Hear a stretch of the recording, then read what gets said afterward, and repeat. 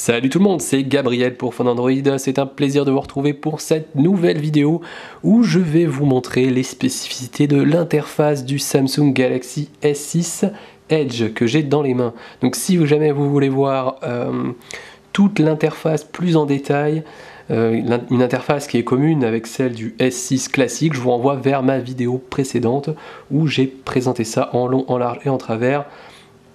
Et si jamais vous voulez voir un petit peu plus de détails sur le design de ce Edge face à celui du S6, j'ai également fait une vidéo de déballage et de prise en main.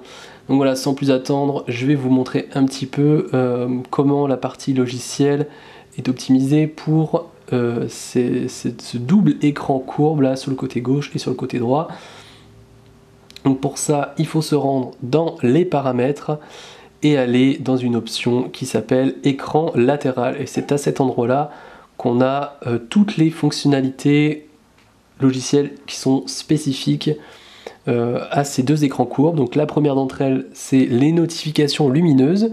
Donc pour vous expliquer un petit peu comment ça se passe, vous allez devoir à l'avance paramétrer vos contacts favoris. Donc pour ça, vous allez dans contacts favoris, vous allez dans mes amis, et comme vous pouvez le voir ici, je peux ajouter un contact à une couleur. Donc là, il y en a 5. Moi, j'en ai déjà paramétré 3. Et donc l'intérêt de ça, c'est lorsque vous allez recevoir un appel et que votre téléphone sera posé face écran sur un support, et que vous n'aurez pas activé le son parce que vous ne voulez pas être dérangé, la lumière donc de la couleur précise en fonction de la personne qui vous appelle. Donc là, si c'est le bureau qui m'appelle, je sais que ce sera du vert. Lorsque c'est posé comme ça, vous allez avoir une lumière verte qui sort de l'écran incurvé qui se trouve ici, qui va se refléter sur la surface du support et qui va vous permettre d'un seul coup d'œil de savoir quel contact vous appelle, car la couleur correspondra. Donc ça, voilà, c'est quelque chose de pratique, ça vous permet de ne pas toucher tout le temps à votre téléphone et de voir rapidement qui essaie de vous contacter. Une fois que vous avez paramétré vos contacts favoris, vous pouvez, grâce à une petite barre qui se trouve ici, je ne sais pas si vous la voyez bien là, vraiment sur le bord de cet écran Edge, vous faites un mouvement comme ça sur la gauche et vous aurez donc la première lettre du nom ou du prénom de vos contacts que vous avez donc ajouté avec une couleur spécifique. Et lorsque vous appuyez dessus, vous allez pouvoir envoyer un SMS, envoyer un email ou encore directement appeler lorsque vous avez le numéro qui est rentré. Une autre fonctionnalité qui est associée à cet écran courbe, c'est l'horloge de nuit. Donc ça, c'était déjà présent sur le Note Edge par exemple.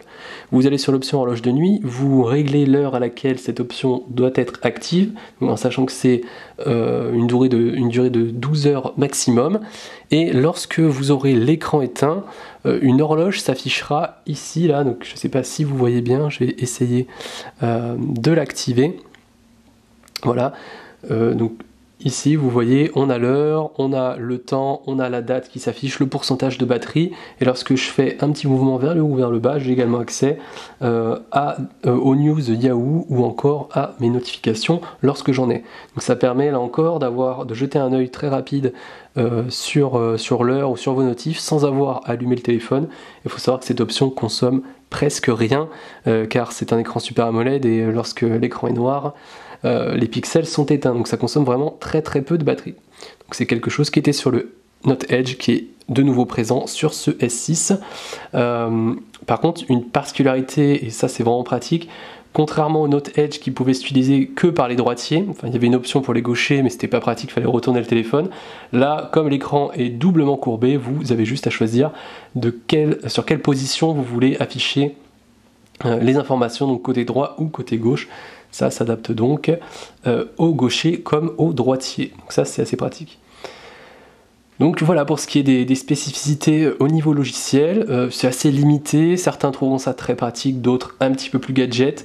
J'espère que ça vous a plu. N'hésitez pas à liker la vidéo, à la partager, à vous abonner à la chaîne YouTube de Fondandroid si vous voulez en voir plus, voir les vidéos précédentes, mais surtout être alerté lorsque de nouvelles arrivent. Je vous remercie d'avoir regardé ça et de m'avoir écouté, et on se retrouve très vite sur Fondandroid. Salut à tous!